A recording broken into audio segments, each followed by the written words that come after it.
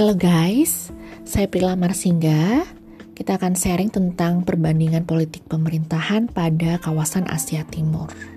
Jadi pada mata kuliah perbandingan politik pemerintahan hari ini, kita akan membahas tentang kawasan Asia Timur di mana terdapat 4 aktor pada kawasan ini, yaitu China, Jepang, Korea Selatan, dan Korea Utara. Ya, ini adalah 4 aktor utama di kawasan Asia Timur ini. Nah, pembahasan kali ini mencakup bagaimana sistem politik pemerintahannya, kompleksitas keamanan kawasan Asia Timur, serta isu global yang mencuat saat ini seperti pandemi COVID-19 dan isu HAM dan rasisme. Kita mau lihat dulu tentang sistem politik pemerintahannya nih, Jepang. Jadi Jepang itu merupakan negara monarki konstitusional dengan parlemen bikameral. Jadi Jepang dipimpin oleh kaisar, tapi tidak memiliki kewenangan mengatur negaranya. Kaisar cuma sebagai simbol negara aja. Perdana Menteri dan Kabinet menjalankan fungsi eksekutif, dan Perdana Menteri dalam mengambil keputusannya dibatasi oleh kekuatan birokrasi dan diet, atau dalam hal ini adalah parlemen. Ya, Perdana Menteri berasal dari anggota diet, anggota parlemen yang dipilih oleh anggota diet itu sendiri. Gitu.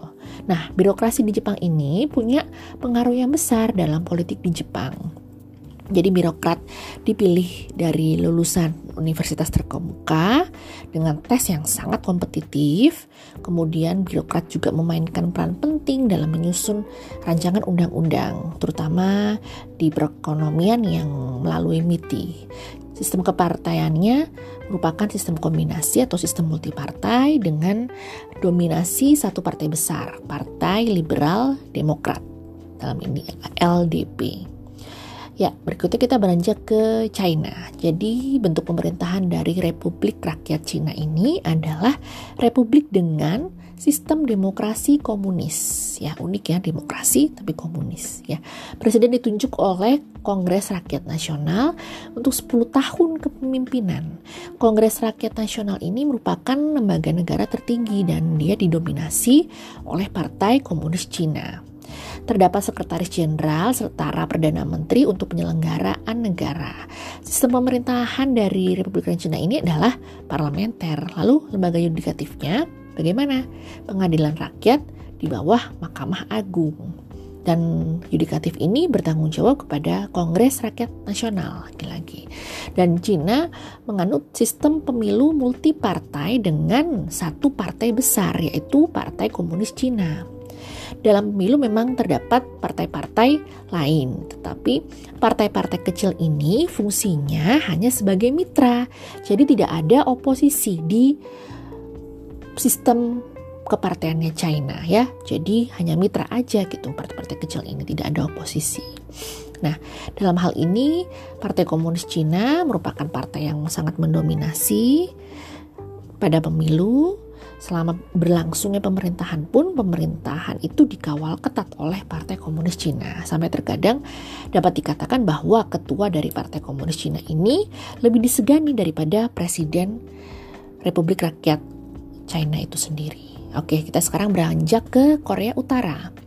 Korea Utara merupakan negara Republik Demokratik Rakyat Korea, yaitu negara sosialis di semenanjung Korea. Eksekutif dipimpin oleh Presiden Kim Il-sung sebagai Presiden abadi. Kim Jong-un sebagai pemimpin tertinggi saat ini yang berkuasa seumur hidup. Legislatifnya adalah Majelis Rakyat Tertinggi sebagai pembuat undang-undang yang dipegang oleh Kim Jong-nam selaku ketua MRT, Majelis Rakyat Tertinggi. Nah, yudikatifnya, Hakim Agungnya dipilih oleh MRT. Nah, kemudian negara ini menganut sistem monopartai. Mereka hanya punya satu partai, yaitu Front Demokratik untuk Reunifikasi Tanah Air, yang merupakan koalisi dari Partai Buruh Korea dan 2 partai lainnya, Partai Demokratik Sosial Korea dan Partai Chongu Konduis. Jadi partai-partai tersebut mengajukan semua calon untuk menempati posisi pemerintahan dan memegang semua kursi di Majelis Tertinggi Rakyat. Nah, setiap orang yang akan menjadi pemimpin Korea Utara sudah digariskan dan direncanakan berdasarkan hubungan kekerabatan. Sebagai contoh, Kim Il-sung sebagai pemimpin pertama Korea Utara mewariskan tahta kepada Kim Jong-il, anaknya Kim Jong-il, kemudian mewariskan tahta kepemimpinannya kepada putranya yaitu Kim Jong-un ya. Ya, sekarang kita mau melihat tentang kompleksitas keamanan kawasan Asia Timur. Ini sebenarnya seru ya teman-teman ya. Jadi sebagai salah satu kawasan yang sangat dinamis di dunia, terutama pasca Perang Dingin, di satu sisi Asia Timur itu salah satu poros ekonomi dunia. Beberapa indikator utama yang terkait dengan ini yaitu capaian ekonomi yang sangat mengagumkan di wilayah Asia Timur. Nah, di sisi lain Asia Timur ini juga terdapat banyak konflik yang sangat krusial bagi stabilitas regional itu sendiri. Mengingat terdapat negara yang memiliki kekuatan nuklir gitu.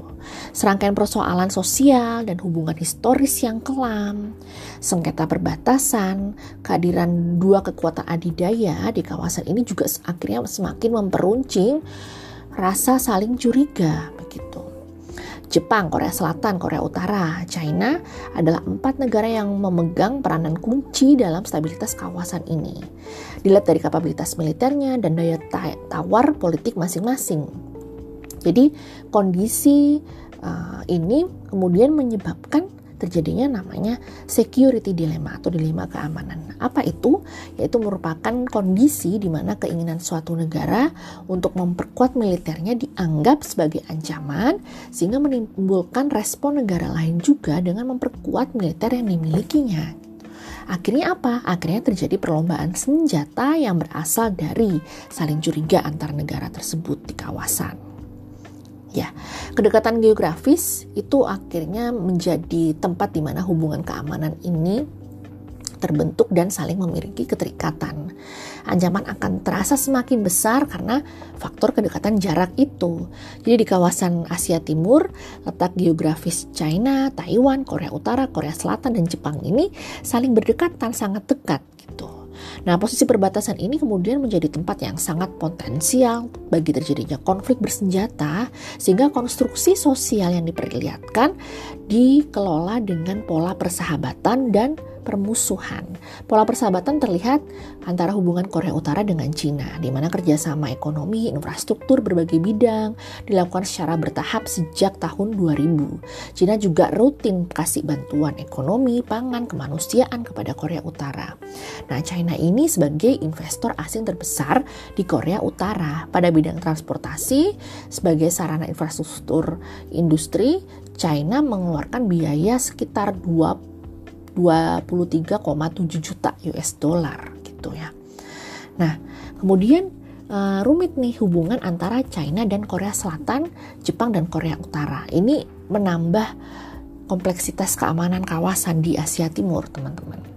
China Korea Selatan saling curiga atas upaya Jepang yang ingin merevisi sejarah kependudukannya di semenanjung Korea dan sebagian wilayah China pada awal abad ke-20. Jadi Jepang punya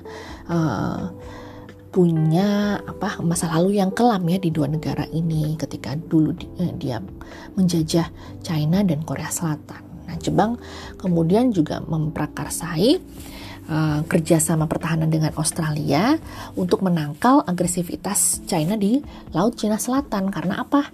Karena Jepang punya sejumlah sengketa wilayah dengan China di Laut China Timur, begitu. Nah, kemudian hubungan Cina dan Korea Selatan ini juga nggak sepenuhnya mulus, gitu. Permasalahan lainnya yaitu timbul seperti misalkan Taiwan dan Cina. Secara historis, China menganggap Taiwan itu sebagai bagian integral dari wilayahnya. Tapi disintegrasi yang sempat dialami Taiwan kemudian membuat sebagian rakyat Taiwan tidak merasa sebagai bagian dari China. Nah, situasi ini kemudian dimanfaatkan oleh Amerika Serikat yang melancarkan intervensinya sejak tahun 50-an. Sehingga wilayah Taiwan ini sebagai area pertarungan China dan Amerika Serikat yang saling berebut pengaruh regionalnya. Lalu Korea Utara dinilai menggunakan isu senjata nuklir sebagai manuver politik untuk meningkatkan posisi tawar di dunia internasional, khususnya terhadap Amerika Serikat dan negara aliansinya di kawasan Asia Timur.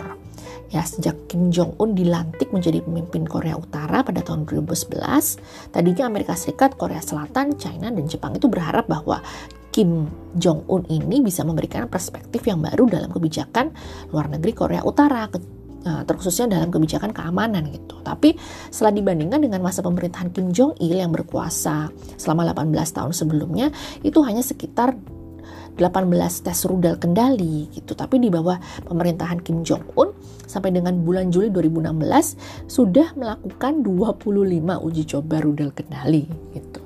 Jadi selama ini hampir tidak ada prospek bahwa diplomasi, dialog, kerjasama, tekanan konvensional itu dapat meyakinkan Korea Utara untuk mengakhiri program senjata nuklirnya. Dialog bilateral, trilateral, multilateral, resolusi Dewan Keamanan PBB, sanksi ekonomi dan diplomatik semuanya dianggap belum berjalan efektif untuk menghentikan ketegangan di Asia Timur ini karena perkembangan nuklir Korea Utara. Nah, kemudian memacu segala dinamika dinamika security dilema ini saling mencurigai satu dengan yang lainnya ini berimbas pada perlombaan senjata ya, sehingga negara-negara di Asia Timur ini kemudian saling meningkatkan militernya begitu. Selalu dilakukan secara berkala pada masing-masing negara. Seperti China misalkan, dia secara cepat dan agresif melakukan modernisasi militer, pengembangan satelit yang luar biasa, rudal balistik, kapal selam. Nah, itu yang kemudian menimbulkan kekhawatiran bagi negara-negara Asia Timur lainnya. Sejak tahun 2005 sampai 2018, China konsisten membangun anggaran militernya nih. Tahun 2010 meningkatkan anggaran sampai dengan 7,5%, 12,7% pada tahun 2011, 11,2% pada tahun 2012 gitu, sampai pada tahun 2015 China meningkatkan anggaran militer sampai 10,1%. Jadi pemerintah China ini menyampaikan secara resmi bahwa anggaran militernya tahun 2015 meningkat ke 8,1% dari sebelumnya tahun 2017. Ya, berdasarkan data SIPRI juga, anggaran belanja militer China ini sudah mencapai angka sekitar 230 miliar dolar teman-teman untuk tahun 2018. Nah, sebagai respon atas kondisi tersebut, Jepang juga melakukan peningkatan anggaran militer yang sama. Tahun 2005 sampai 2014, anggaran belanja militer Jepang berkisar di angka 30 sampai 40 miliar dolar per tahun. Begitu. Nah, kemudian anggaran tersebut terus meningkat ya pada kebijakan Perdana Menteri Shinzo Abe itu menyetujui anggaran sebesar 45,8 miliar dolar, naik sekitar 1,3% dari tahun sebelumnya.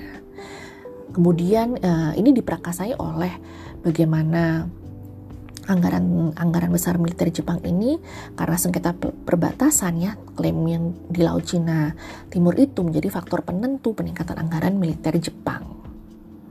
Ya, ini untuk pembiayaan kapal, pembelanjaan kapal, pesawat, kapal selam untuk mengawasi kawasan di Laut China Timur begitu. Sekarang ke Korea Selatan, pengeluaran pertahanan Korea Selatan juga diperkirakan terus meningkat nih teman-teman, sebesar 214,7 miliar dolar pada tahun 2016. Terus meningkat. Kemudian pada tahun 2014 meningkat menjadi 34,9 miliar dolar. Ya, kemudian pertahanan Korea Selatan akhirnya pada tahun 2018 meningkat 6,9% menjadi 38,2 miliar dolar. Nah, Taiwan juga nggak mau kalah nih belanja anggaran militernya. Presiden Taiwan mengumumkan secara resmi untuk menaikkan anggaran militer tahun 2019. Stasia mengusulkan untuk meningkatkan anggaran belanja militer sampai dengan 5,6% sehingga menjadi 346 miliar dolar Taiwan ya. Itu sekitar 163 triliun loh gitu ya pada tahun 2018. Nah, sehingga dinamika keamanan militer di kawasan Asia Timur ini rentan sekali terhadap konflik gitu, karena dibangun pada konsep dilema keamanan, teman-teman. Oke, kita sekarang masuk ke permasalahan HAM di Asia Timur. Bagaimana ya? Ya, kita tahu ya kalau pemerintahan Korea Utara ini yang seringkali melanggar HAM ya, yang sudah disetujui bersama oleh masyarakat internasional. Jadi di bawah rezim Kim Jong-un diketahui bahwa rezim ini melakukan sejumlah pelanggaran hak asasi manusia, kejahatan terhadap kemanusiaan, seperti misalkan ada camp kerja paksa untuk narapidana. Perserikatan Bangsa-Bangsa juga konsisten mengeluarkan laporan soal dugaan pelanggaran HAM di Korut, tertuang dalam laporan yang terbit pada Juli 2020 ya, yang menyebutkan 100 narapidana perempuan berhasil melarikan diri dari Korut, lalu mengaku mereka menjadi korban eksploitasi seksual, kerja paksa, itu bahkan pernikahan paksa, dan selama mendekam di tahanan 2009 sampai 2019 ya. Nah, kemudian di sini kita juga mau lihat ya bahwa perlakuan rasisme juga nggak terelakkan di wilayah kawasan Asia Timur ini.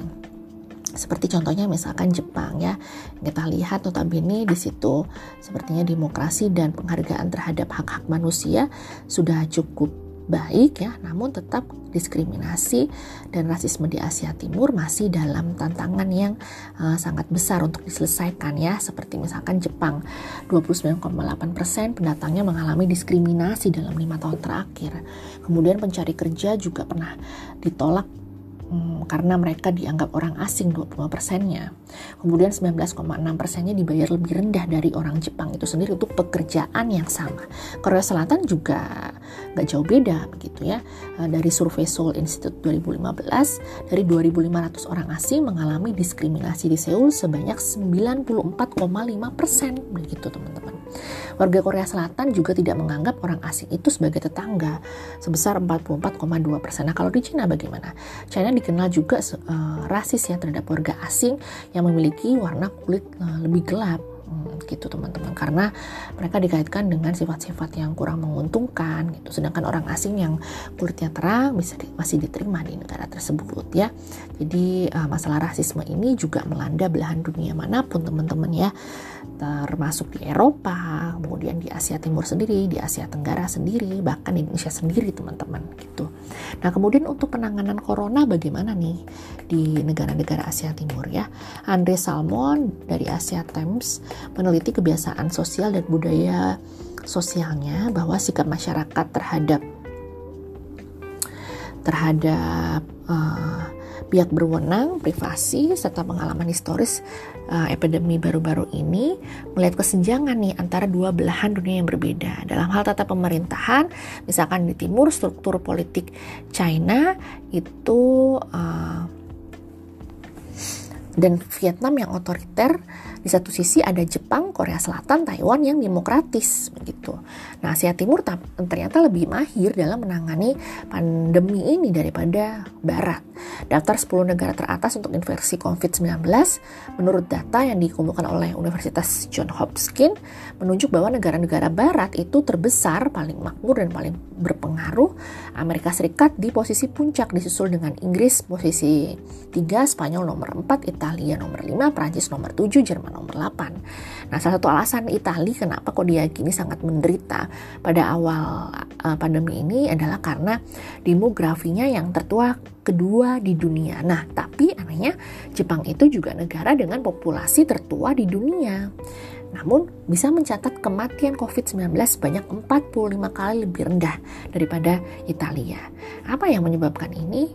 Ada kebiasaan sosial di Asia Timur yang sudah dianggap mengalahkan negara Barat ya dalam kasus pandemi ini ya. Jadi akibat polusi udara di Asia Timur, influenza yang parah, pemakaian masker itu menjadi kebiasaan yang umum di seluruh kawasan. Nah, seperti di Korea Selatan pada Februari 2020, orang-orang mengenakan masker bahkan ketika mereka itu tidak diberitahu tentang pandemi. Selain itu ada sedikit kontak fisik pribadi dalam perilaku keseharian Asia Timur. Ada tradisi membungkuk juga ya. Jadi kecenderungan orang Asia Timur ini lebih responsif juga terhadap aturan daripada masyarakat Barat yang terkenal individualistik. Bahkan di Korea Selatan sendiri yang dikenal sebagai budaya protes yang hidup, keteraturan sipil juga masih dipraktekkan secara luas. Jadi ketidakpatuhan semacam ini tidak akan terpikirkan di Vietnam atau di China yang komunis begitu ya. di mana penguncian wilayah berlaku, tapi di Korea Selatan yang tidak memberlakukan penguncian wilayah dan Jepang juga yang menerapkan lockdown longgar, tetap bahwa seruan untuk menghindari pertemuan besar, mengenakan masker, dan menjaga kebersihan tangan itu ditaati secara luas. Negara-negara demokrasi Asia ini juga misalkan kartu kredit, data ponsel itu digunakan untuk melakukan pelacakan. Sedikit aja bertentangan dalam masalah ini, tapi di Barat ada hambatan budaya yang tinggi terhadap penggunaan data pribadi oleh pemerintah. Itu termasuk terutama di Amerika Serikat nih ya. Jadi penanggulangan pandemi yang melalui pelacakan itu menjadi terhambat gitu di negara-negara Barat. Kemudian kita menilik ke Taiwan nih. Taiwan tuh kan diasingkan dari WHO ya gitu. Jadi China dan WHO, China ini sebagai saat ini adalah supplier dananya terbesar WHO nih teman-temannya. Jadi pengaruhnya China di WHO itu sangat besar begitu. Tapi Taiwan walaupun diasingkan ya karena dianggap China itu sebagai provinsi yang nakal begitu ya. Tapi dia tetap berhasil menangkal penyebaran corona gitu. Jadi kasus yang terhitung aktif hanya 5 orang dan menjadikan Taiwan ini negara berpredikat sukses dalam penanggulangan COVID-19. Pengalamannya itu dimulai dari wabah virus SARS yang saat itu memakan begitu banyak korban jiwa pada tahun 2003, sehingga Taiwan kemudian siap banget gitu untuk mendirikan Health Command Center sebagai pusat dari kesehatan penyakit menular. Begitu teman-teman. Ya, itu selayang pandang tentang bagaimana kamu melihat kawasan Asia Timur mengenai perbandingan politik pemerintahan ini. Ya, sekian dari saya. Semoga bermanfaat untuk kita semua. Terima kasih teman-teman.